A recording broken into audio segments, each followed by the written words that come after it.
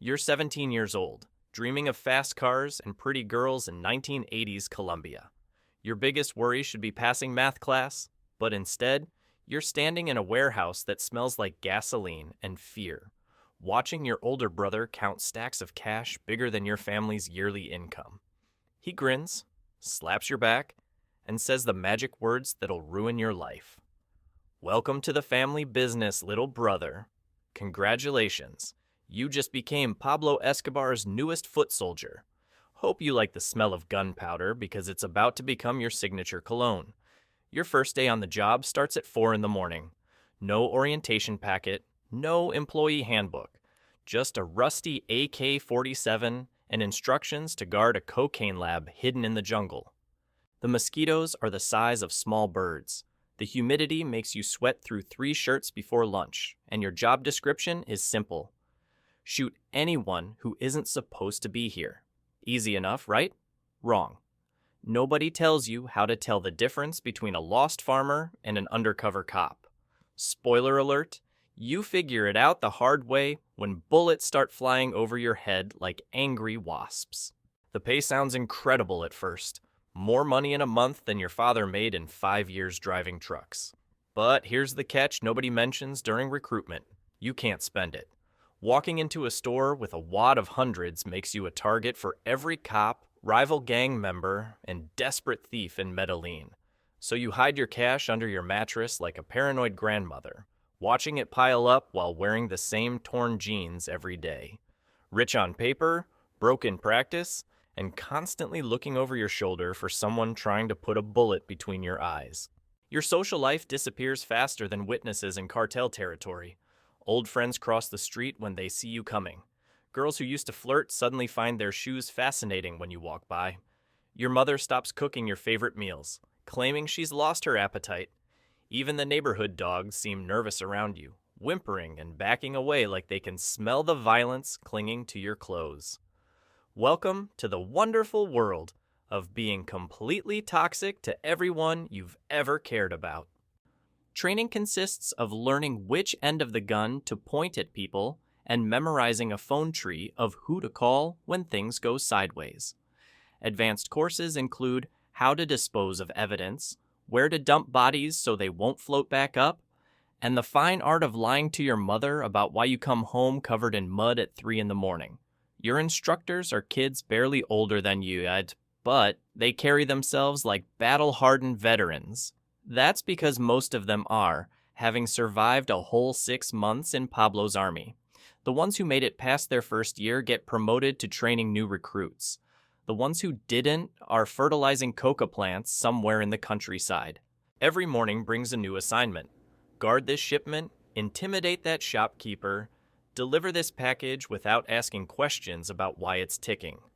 You quickly learn that curiosity killed more than just cats in the cartel world. Questions get you disappeared, and disappeared people don't get retirement parties. Your job is simple. Do what you're told, keep your mouth shut, and try not to think too hard about what's in those packages you're moving around the city like a deadly game of hot potato. The worst part isn't the danger or the isolation. It's discovering that you're actually good at this job. Really good. Your hands stop shaking when you hold a gun. Your heart stops racing when violence erupts around you. You start sleeping soundly after days that would give normal people nightmares for years. You wake up one Tuesday and realize you haven't flinched at gunshots in weeks. That should terrify you, but instead it feels like progress. Welcome to your new normal, where desensitization isn't a psychology term, it's a survival skill. Your conscience used to keep you up at night, whispering about right and wrong. Now it's gone quieter than a snitch in cartel territory. You tell yourself it's just business, nothing personal, but business has a funny way of becoming very personal very quickly when someone puts a price on your head. Speaking of prices, you discover your life has a very specific dollar amount attached to it. Not high enough to retire on, but enough to make every street corner feel like a potential ambush site. Rival cartels post bounties like job listings, and suddenly everyone from your barber to your grocery store clerk starts looking at you with calculating eyes. That friendly neighborhood kid who used to ask for soccer tips? He's measuring the distance between your back and his switchblade. Paranoia becomes your closest companion, more reliable than any friend you've ever had. Your family dinners turn into interrogation sessions disguised as casual conversation. Your mother asks why you never eat her cooking anymore, not realizing that losing your appetite is a side effect of watching people disappear for smaller mistakes than overcooking rice.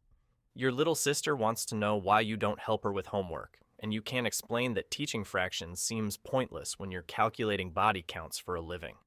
Your father stops making eye contact entirely, probably because he recognizes the same hollow stare he saw in the mirror during his own dark years.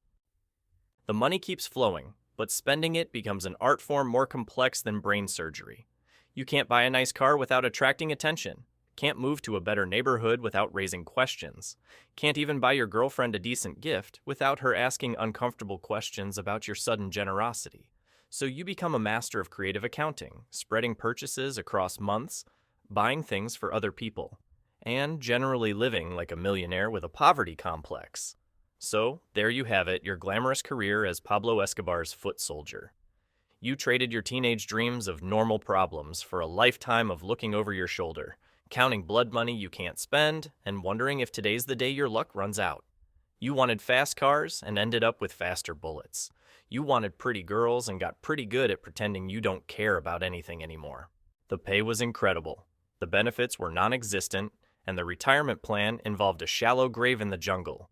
Most foot soldiers didn't make it to their 20th birthday, but hey, at least you got to skip those boring math classes you were worried about. Turns out calculating survival odds is way more stressful than algebra ever was. Your mother's cooking never tasted the same, your friends became strangers, and your conscience took a permanent vacation. But at least you learned some valuable life skills, like advanced paranoia, creative money laundering, and how to sleep soundly while your soul slowly dies. Just another success story from the golden age of Colombian entrepreneurship. Sweet dreams. And remember, in Pablo's army, every day above ground was basically winning the lottery.